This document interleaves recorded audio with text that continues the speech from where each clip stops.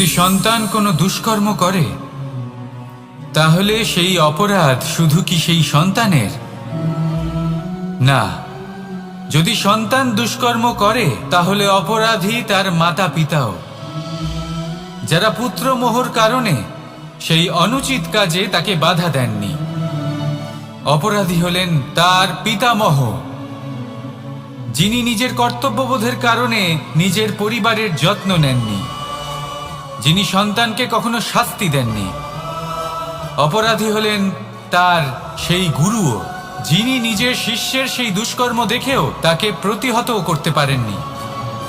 একজন হবু রাজার কর্তব্য হলো নিজের প্রজার কাছে সে যেন এক উদাহরণ প্রস্তুত করতে পারে, কিন্তু যদি এত অনুচিত উদাহরণ প্রস্তুত হয়ে থাকে তাহলে মা বাবার, বাড়ির বয়োজ্যেষ্ঠদের কর্তব্য হলো ওনারা যেন সেটা সেখানেই থামায়,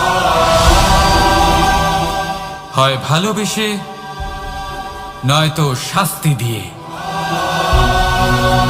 যদি না থামানো হয় তাহলে মহাভারত অবশ্যম্ভাবী। অনেক ব্যক্তির মনে একটা প্রশ্ন জাগে আমাকে আর রাধাকে নিয়ে। বলেন যে না আমি আর রাধা একসাথে থাকি, না আমাদের বিয়ে হয়েছে, আমি এখানে দ্বারকাতে ও ওখানে বর্ষণাতে, তাও এত ভালোবাসা কি করে? এ কেমন সম্পর্ক? আমি তাদের একটা সহজ কথা বলতে চাই। আপনি কখনো আয়নার দিকে দেখেছেন? নিজের দুই চোখের দিকে তাকিয়ে জিজ্ঞাসা করুন, এই দুই চোখ একসাথে কেন বন্ধ হয়, একসাথে কেন খোলে, একসাথে কেন ঘুমোয়, একসাথে কেন কাঁদে? আজীবন কোনো এক মানুষের সাথে সম্পর্ক রাখা অবশ্যই সম্ভব, তাদের সাথে দেখা না করে। আমার আর রাধার ভালোবাসাও কিছুটা এরকমই, আর কিছুটা এরকমই হয় ভালোবাসা দুই নয়নের মতো, যারা কখনোই মিলিত হবে না কিন্তু চিরকালের জন্য একসাথে জুড়ে থাকবে।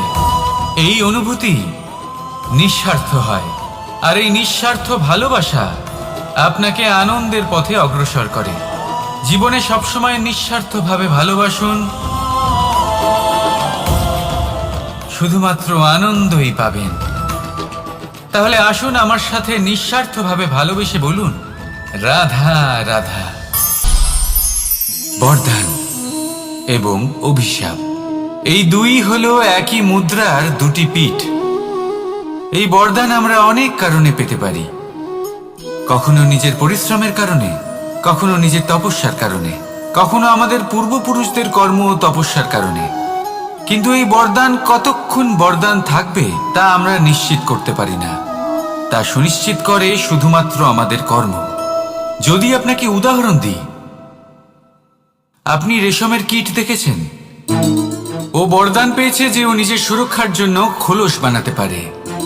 এবারও তাতে এত মত্ত হয়ে যায় যে এমন এক আবরণ বানিয়ে ফেলে যাতে সে নিজেই আবদ্ধ হয়ে চাপা পড়ে মরে যায়। এটার তাৎপর্য কি? তাৎপর্য খুবই সরল। গর্ব করা খুবই ভালো, কিন্তু অহংকার করা কখনোই উচিত নয়। যদি অহংকার মনের মধ্যে প্রবেশ করে তাহলে এই বরদান অভিশাপে পরিণত হতে সময় লাগে না। আর যদি কর্মশ্রেষ্ঠ হয় তাহলে অভিশাপ বরদানে পরিণত হয়। তাহলে আসুন শ্রেষ্ঠ কর্ম করুন আর আমার সাথে ভালোবেসে বলুন, রাধা রাধা। সুখ, দুঃখ, মৃত্যু, মহামারী, এগুলো কখনো বলে আসে না, আবার জিজ্ঞাসা করেও আসে না। এমনই হয় দ্রুত ক্রীড়ার এই খেলায়। এক কারাগারের মতো, একটা মাকড়সার জালের মতো। যেমন একটা মাকড়সার জাল একটা পোকাকে নিজের দিকে আসতে আকর্ষিত করে নিজের চমকের দ্বারা, নিজের গঠন দ্বারা, সেরকমই দ্রুত ক্রীড়ার এই খেলা মানুষকে নিজের দিকে আসতে প্ররোচিত করে। শেষে গিয়ে মানুষ আটকা পড়ে। পার্থক্য শুধু এটাই, যখন এক পোকা এই জালে জড়িয়ে পড়ে তখন সে তার প্রাণ হারায়। মানুষ যখন এই দুটো ক্রীড়ায় আকর্ষিত হয়, সে নিজের মান, নিজের ধন সব কিছু হারায়, নিজের বিবেক হারিয়ে ফেলে। কিন্তু আপনি আপনার বিবেক কখনোই হারাবেন না। যদি আপনার মনে লোভ চলে আসে, আপনি লোভী হয়ে ওঠেন। যদি আপনি দুটো ক্রীড়ার এই খেলায় আটকা পড়েন, তাহলে মনে রাখবেন, এই খেলা থেকে ফিরে আসা প্রায় অসম্ভবই বলা যায়। নিজের বিবেক কখনো হারাতে দেবেন না, কারণ বিনাশ আসার প্রথম লক্ষণ হলো বিবেকের বোধ চলে যাওয়া। এই প্ররোচনায় কখনো পা দেবেন না। আর আমার সাথে ভালোবেসে বলুন, রাধা রাধা। বিজয়, বিজয় লাভের জন্য মানুষ কি না করে থাকে, যে কোনো সম্ভাব্য প্রচেষ্টা করে। কিন্তু নিজের বিজয় লাভের জন্য বাজিতে যা ইচ্ছে তাই রেখে দেওয়া কি উচিত কাজ? কখনোই নয়। নিজের হারানো সম্মান, নিজের হারানো সম্পত্তি, নিজের হারানো অধিকার ফিরে পাওয়ার শুধু একটাই পথ রয়েছে, আর তা হলো পুরুষার্থ। দুটো ক্রীড়া নয়। যে মানুষ নিজেই হেরে গেছে, নিজেই নিজের জয়লাভ করার জন্য অন্য কাউকে কিভাবে বাজিতে রাখতে পারে? এ হলো সম্পূর্ণরূপে অনুচিত। অনেক সময় অনেক ধন লাভ করার জন্য, অনেক সম্পত্তি লাভ করার জন্য আমরা নিজের আসল ধন, আমাদের আপনজন, তাদেরকে হারিয়ে ফেলতেও প্রস্তুত হয়ে যাই। এটা একেবারেই উচিত নয়। যত বড়ই সংকট আসুক না কেন, আমাদের আপনজনদের আমাদের সাথেই রাখা উচিত। নিজের বিজয়ের জন্য ওনাদের বাজি রাখা ঠিক নয়।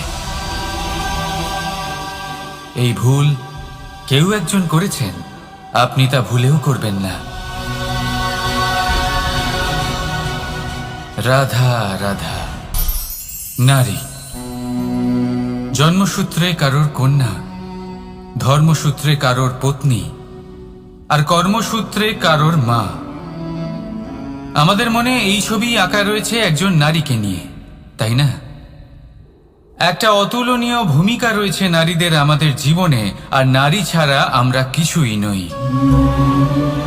কিন্তু অধিকার, সেখানে আমরা একটা ভুল করে বসি।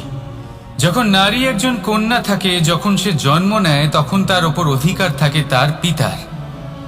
আর তারপর যখন বিয়ে হয়ে যায়, তখন তার অস্তিত্বের ওপর অধিকার থাকে তার স্বামীর। আর যখন তিনি মা হন, তখন নিজেই তিনি জীবনের সমস্ত অধিকার দিয়ে দেন তার সন্তানকে। কিন্তু আমরা কি কখনো এটা ভেবেছি, এই জীবন হলো তার নিজের? যে নারী সবার কল্যাণ করছেন, তার জীবনের অধিকারও তার কাছেই থাকা উচিত, তাই না? তার নিজের জীবনের সিদ্ধান্ত সে নিজেই নিতে পারেন, নিজেই নিজের ভাগ্যের রচয়িতা হতে পারেন। আর এর জন্য আমাদের নিজেদের পাল্টাতে হবে, দৃষ্টিভঙ্গি পাল্টাতে হবে। কারণ এই ধারণা সেটা আজ বা কালকের ব্যাপার নয়, এটা ঘটে চলেছে বহু বছর ধরে, আর চলতেই থাকবে যদি আমরা এটা না বদলাই। আর এটা তখনই সম্ভব হবে যখন আমরা নিজেদের মধ্যে পরিবর্তন আনব। তাই আজকের পর থেকে, এই মুহূর্ত থেকে, কোনো নারীর ওপর অকারণ অধিকার স্থাপনের আগে সহস্রবার ভেবে দেখবেন। কারণ যখন নারী নিজের অধিকার কেড়ে নিতে বাধ্য হবেন, তখন শুধু এবং শুধুমাত্র বিনাশই ঘটবে। রাধা রাধা। ওনাদের মাথায়, ওনাদের খোপায় মালা পরিয়ে দিয়ে ভাবেন যে ওনারা হলেন তাদের পায়ের ধুলোর সমান। একজন নারীর সম্মান ভঙ্গ করেন, তাদের দাসী মনে করেন।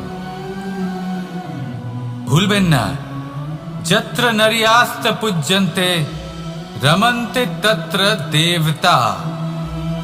অর্থাৎ যেখানে নারীকে পুজো করা হয়, সেখানে ঈশ্বর বাস করেন। আর যেখানে নারীকে অপমান করা হয়, সেখানে ঈশ্বর এবং ভাগ্য এই দুই রুষ্ট হয়।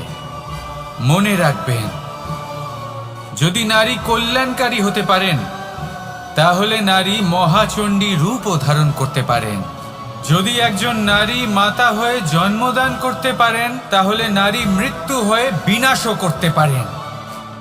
যেখানে নারী অপমানিত হবেন, সেখানে মহান ভারতও মহাভারতের পথে অগ্রসর হতে পারে। তাই মনে রাখবেন, নারীর অপমান যেন কখনোই না ঘটে। আর যদি কোথাও নারীর অপমান হয়, তার অর্থ হলো আপনার বিনাশ আপনার দিকেই আসছে। আর এটা হলো তার প্রথম পদক্ষেপের প্রথম পদধ্বনি। রাধা